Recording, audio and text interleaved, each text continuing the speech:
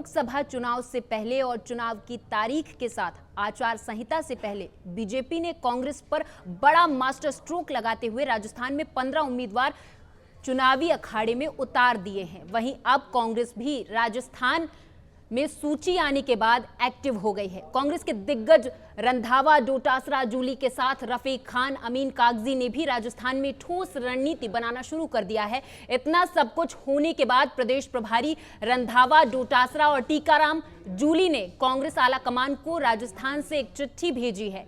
वहीं सबसे खास बात यह है कि बीजेपी की पहली सूची आने के बाद अब कांग्रेस भी चार्ज हो गई है। वहीं अब आला कमान को भेजी गई चिट्ठी के कई सियासी मायने भी निकाले जा रहे हैं। बीजेपी की ओर से पहली सूची आने के बाद अब कांग्रेस में भी सूची और नाम को लेकर सियासतदान के साथ कांग्रेस पार्टी के कद्दावर नेताओं में भी अब पैनल को लेकर नेताओं की बेचैनी हिलोरे मार रही है। कांग्रेस में अब तक एआईसीसी की बैठक हो जानी चाहिए थी, लेकिन अभी तक नहीं हो पाई। वहीं अब सूत्र बताते हैं कि कांग्रेस की जल्द ही बड़ी बैठक दिल्ली में आयोजित होगी। दूसरी तरफ राहुल गांधी की न्याय यात्रा के समापन के बाद ही कांग्रेस लोकसभा उम्मीदवारों का रास्ता साफ कर पाएगी।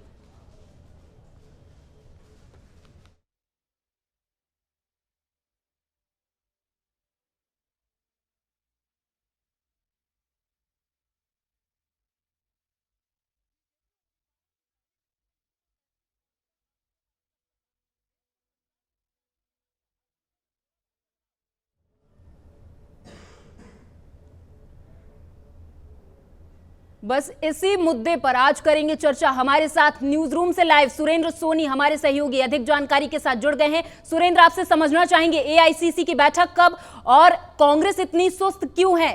सूची कब जारी करेगी? बिल्कुल प्रियंका, इंतहा हो गए इंतजार की। आई ना कुछ खबर कांग्रेस के सूची की। अब ये इंतजार लगातार सियासतदानों में हिलोरे मार रहा है, क्योंकि अब मास्टर स्ट्रोक बीजेपी ने बड़ा चला है।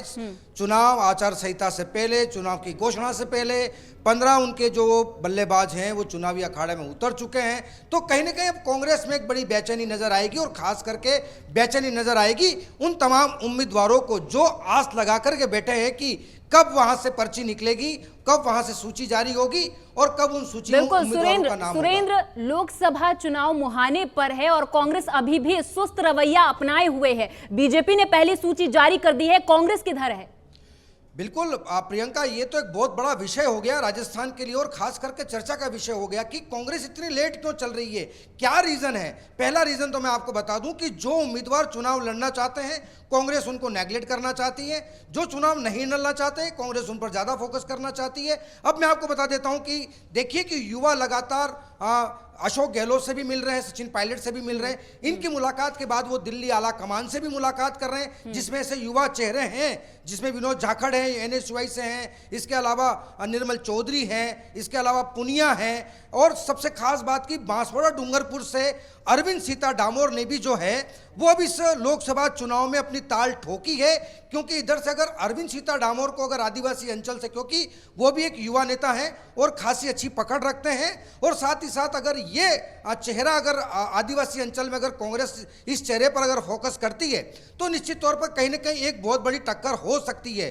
दूसरी चीज, अब आप आ जाइए कि जो युवा नेता हैं जो चुनाव लड़ने में दमखम रखते हैं, अब पता नहीं कि सबसे बड़ा कारण तो यही है प्रियंका की एआईसीसी की बैठक नहीं होना। अगर यह बैठक हो जाती तो उस बैठक में कई रास्ते साफ हो जाते, कई तस्वीरें क्लियर हो जाती। बिल्कुल, एआईसीसी की बैठक सुरेंद्र हो जानी चाहिए थी। अब यह बैठक कब होगी और क्या इसमें पहली सूची जारी कर सकती है कांग्रेस, क्योंकि अभी बहुत डिले कर चुकी है? बिल्कुल, ये तो प्रियंका देखने वाली चीज है, और सबसे खास बात यह कि जग जाहिर है कि कोई किसी चीज से छिपी हुई नहीं है। अब देखिए कि जो हमारे सूत्र ये कहते हैं कि राहुल गांधी की जो न्याय यात्रा है वो खत्म होने के बाद एआईसीसी की बैठक हो सकती है। इसके अलावा सोनिया गांधी, प्रियंका गांधी, राहुल गांधी तो अभी यात्रा में लगे हुए हैं, मल्लिकार्जुन खड़गे, केसी वेणुगोपाल, अशोक गहलोत, आपके झारखंड के जो पूर्व सीएम बघेल हैं, ये तमाम जो ऐसे दिग्गज नेता हैं जो हाल ही में लगातार डेरा डाले हुए हैं, दिल्ली संपर्क बने हैं। और सबसे खास बात ये कि देखो कि लगातार अभी अशोक गहलोत भी जो हैं वो दिल्ली की दौड़ लगा रहे हैं। तो निश्चित तौर पर यहां पर एक बहुत बड़ी कांग्रेस के अंदर सुगबुगाहट चल रही है कि राहुल गांधी अगर यात्रा खत्म ना करें उससे पहले भी एआईसीसी की बैठक अगर हो जाती है तो प्रियंका यहां पर ऐसे कई रास्ते साफ हो जाएंगे। लेकिन अब सबसे बड़ा सवाल यह है कि एआईसीसी की बैठक कब होगी। हालांकि हमारे सूत्र कहते हैं कि 20 मार्च के बाद जो है वो एआईसीसी की बैठक होनी है और बहुत बड़ी बैठक हो जाएगी। लेकिन सबसे बड़ा सवाल यह होगा कि इस बैठक में मंथन किस तरीके से होगा, क्या किस तरीके से किन मुद्दों पर चुनाव लड़ा जाएगा कांग्रेस की ओर से। बिल्कुल बिल्कुल सुरेंद्र, यहाँ पर एक और सवाल यह है कि राजस्थान के जो आलाकमान है सचिन पायलट और अशोक गहलोत, क्या कांग्रेस इन पर फिर से दांव चलेगी? क्या ये फिर से चुनावी मैदान में दिखेंगे? देखिए प्रियंका, सचिन पायलट तो वैसे ही छत्तीसगढ़ के प्रभारी बन चुके हैं, उनको तड़ीपार कर दिया गया है। अशोक गहलोत इस बार जो है वो चुनाव लड़ेंगे नहीं, क्योंकि उनको पता है कि जब अगर मुखिया ही अगर चुनाव लड़ने लग जाएगा तो पूरे चुनाव की कमान कौन संभालेगा। हालांकि अशोक गहलोत भी लगातार यही कह रहे हैं कि हम युवाओं को और महिलाओं को मौका देंगे। लेकिन सबसे खास बात यह है कि देखिए कि बीजेपी की जो 195 की लिस्ट आई है उसमें से 28 महिलाओं को मौका दिया गया और 47 युवाओं को मौका दिया गया है। अब यहां पर सबसे बड़ा सवाल यह प्रियंका होगा कि जब एआईसीसी की बैठक कांग्रेस दिल्ली आला कमान में होती है तो यहां पर महिलाओं को कितना मौका दिया जाएगा, युवाओं को कितना मौका दिया जाएगा। भले ही कांग्रेस बड़े बड़े मंचों से कहती है कि हम युवाओं को आगे लेकर के आएंगे, लेकिन यहां पर दो तस्वीरें बिल्कुल पूरी तरीके से साफ है कि अशोक गहलोत और सचिन पायलट लोकसभा का चुनाव नहीं लड़ेंगे। लेकिन अब देखने वाली बात यह होगी कि दोनों नेताओं ने सुरेंद्र, जो आप ये कह रहे हैं कि लोकसभा चुनाव नहीं लड़ेंगे, क्या ये चुनाव ना लड़ने का ये जो उनका बयान है, क्या उन्हें हार का डर सता रहा है?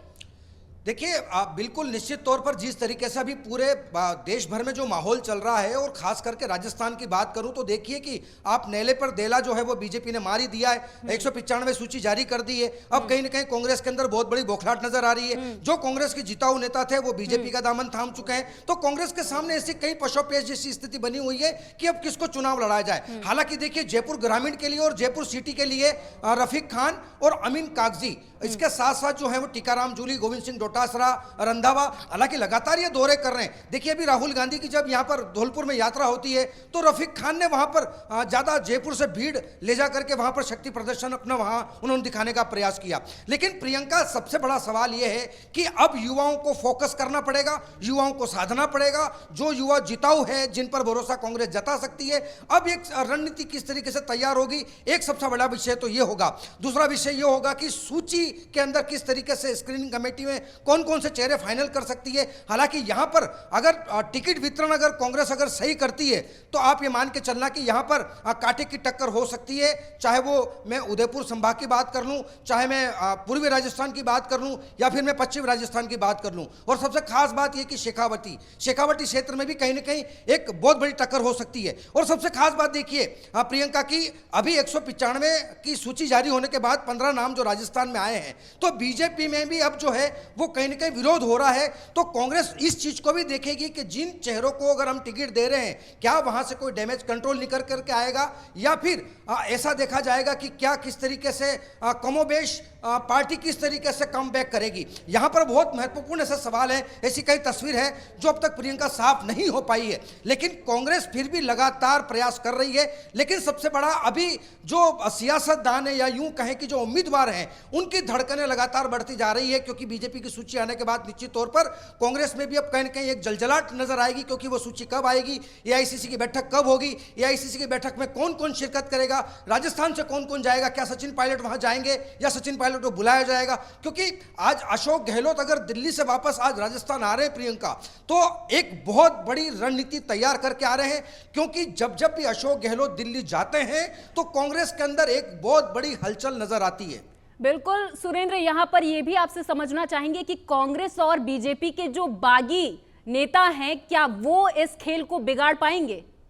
देखिए बागी तो निश्चित तौर पर हमेशा बागी, चाहे वो विधानसभा चुनाव के नतीजे देख लीजिए आप, बागियों ने कहीं ना कहीं समीकरण बिगाड़ने में काम अपनी अहम भूमिका निभाई है, चाहे वो निर्दलीय हो।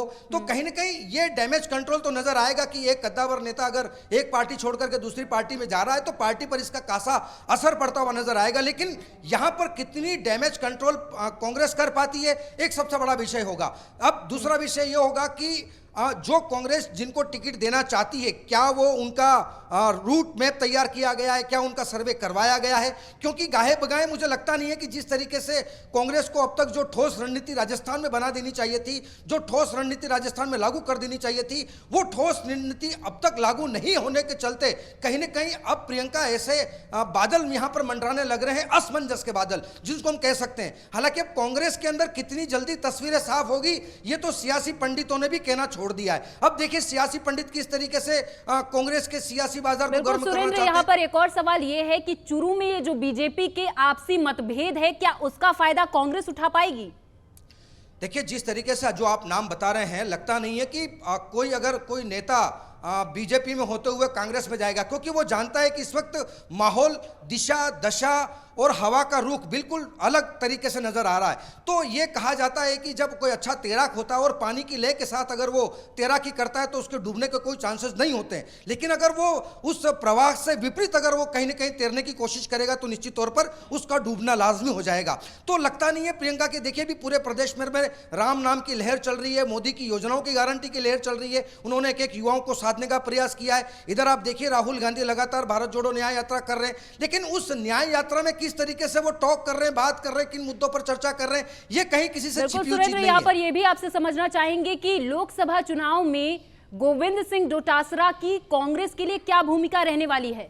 देखिए नो डाउट प्रियंका, राजस्थान के अंदर देखिए अशोक गहलोत के बाद में अगर सेकंड पाइपलाइन अगर देखी जाती है तो गोविंद सिंह डोटासरा, क्योंकि एक जाट नेता है और जाट नेता के तौर पर अब आप देखिए विधानसभा चुनाव में भी कहीं ना कहीं उन्होंने अपना कमाल दिखाया है। तो अब राजस्थान के अंदर अशोक गहलोत को अब अच्छे से पता चल चुका है कि मेरी राजनीति कुछ दिनों के लिए रहेगी, भले वो फ्रंट पर नहीं आएंगे लेकिन बैक में वो कहीं ना कहीं अपने सियासी फाके पासे फेंकेंगे जरूर। लेकिन अब यहां पर उन्होंने गोविंद सिंह डोटासरा को पूरी तरीके से तैयार कर दिया है। अब गोविंद सिंह डोटासरा अपनी तीसरी लाइन तैयार कर रहे हैं टीकाराम जूली के तौर पर। देखिए लगातार प्रदेश भर के एक एक जिले के दौरे कर रहे हैं, लगातार ताबड़तोड़ जो है बीजेपी पर हमला भी कर रहे हैं, पीएम पर भी हमला कर रहे हैं। तो ये कुल मिलाकर के अशोक गहलोत ने जो है वो अपनी सेकेंड लाइन और अपनी थर्ड लाइन यहां पर कहीं ना कहीं जमा दी है। अब यहां पर देखने वाली बात ये होगी, देखिए अभी भी अशोक गहलोत सुरेंद्र यहां पर आपसे ये भी समझना चाहेंगे कि गोविंद सिंह डोटासरा के सहारे जातिगत राजनीति को आप कैसे समझाएंगे? देखिए अब आप देखिए कि सबसे पहले तो कांग्रेस जो है वो मास लीडर पार्टी है, यहां पर जो है वो मास leader party, cash better party, ये दोनों कहीं ना कहीं एक डिफरेंट नजर आता है। 138 साल पुरानी पार्टी है, गांधीवादी पार्टी है। तो ये गोविंद सिंह डोटासरा को तैयार करने का मतलब ये है कि कहीं ना कहीं 36 कौम को साधने का प्रयास किया जा रहा है। देखिए डोटासरा जो है वो प्रॉपर जाट समुदाय से बिलोंग करते हैं, तो कहीं ना कहीं जाट समुदाय का एक कांग्रेस के प्रति सहानुभूति कार्ड जरूर रहेगा। लेकिन अब यहां पर देखिए कि दलित चेहरे के रूप में जो है वो टीकाराम जूली को कहीं ना कहीं नेता प्रतिपक्ष बनाया गया राजस्थान में। तो ये दो चेहरे तो या दो जातियां पूरी तरीके से अशोक गहलोत साधने में कामयाब हो पाए हैं। लेकिन अब यहां पर ब्राह्मण, जैन, राजपूत, वैश्य, इसके अलावा ओबीसी, ऐसे कई फैक्टर हैं, मीणा समाज हो गया, गुर्जर समाज हो गया। देखिए गुर्जर समाज उधर से सचिन पायलट साधने का प्रयास करेंगे। लेकिन सबसे खास बात यह कि जो मुद्दे कांग्रेस को भुनाने थे वो बीजेपी ऑलरेडी भुना चुकी है, उनके हाथ से वो जो है रोटी बिल्कुल। सुरेंद्र आपने यहाँ पर जिक्र किया बीजेपी का, तो आपसे ये भी समझना चाहेंगे कि बीजेपी ने जिनके टिकट काट दिए हैं, क्या ये बीजेपी के लिए मुसीबत पैदा कर सकते हैं? देखिए प्रियंका, मुसीबत तो हालांकि ये नहीं कहा जा सकता है, लेकिन इतना जरूर कहूंगा कि बीजेपी के अंदर जो है, क्योंकि बीजेपी जो है वो कैडर बेस्ड पार्टी है, यहां पर जो शीर्ष नेतृत्व तय करता है उसी के आधार पर चलता है। दूसरी चीज कि बीजेपी के अंदर एक आरएसएस एक ऐसा फेविकोल है जो कहीं ना कहीं जोड़ने के बाद वो कभी टूटता नहीं है। तो अगर बीजेपी में अगर कहीं डैमेज कंट्रोल अगर कहीं नजर आएगा तो यहां पर आरएसएस फैक्टर काम करेगा, क्योंकि बीजेपी का एक जो लीडर है वो अच्छे से जानता है कि मुझे पार्टी की साइडलाइन से अगर मैंने काम किया है तो मुझे उसका हर्जाना भी भुगतना पड़ेगा। लेकिन हम प्रियंका यहां पर अभी इस वक्त कांग्रेस की इसलिए बात करेंगे क्योंकि कांग्रेस जो है वो बीजेपी से 10 कदम पीछे चल रही है। जो स्ट्रेटेजिक रणनीति अब तक यहां पर राजस्थान में लागू हो जानी चाहिए थी, क्योंकि अब यहां पर देखिए युवाओं में, महिलाओं में, वोटरों में और जो कांग्रेस के प्रति सहानुभूति जो रखते हैं मतदाता, उनमें भी कहीं ना कहीं एक हिलोरे चीज मार रही होगी, क्योंकि वो भी सोच रहे होंगे कि अब तक कांग्रेस इतना पीछे चलने का रीजन क्या है। ये तमाम ऐसे रीजन है प्रियंका जो अभी हमारे सामने भी आ चुके हैं, जनता के सामने भी। बिल्कुल, धन्यवाद सुरेंद्र इस तमाम चर्चा के लिए। आप हमारे साथ जुड़े और तमाम जानकारी आपने हमारे दर्शकों के साथ साझा की। बताते चले कि कांग्रेस 10 कदम बीजेपी से पीछे चल रही है, राजनीतिक पंडितों का यह कहना है। हालांकि कांग्रेस अब अपनी पहली सूची कब जारी करेगी, ये देखने वाली बात होगी।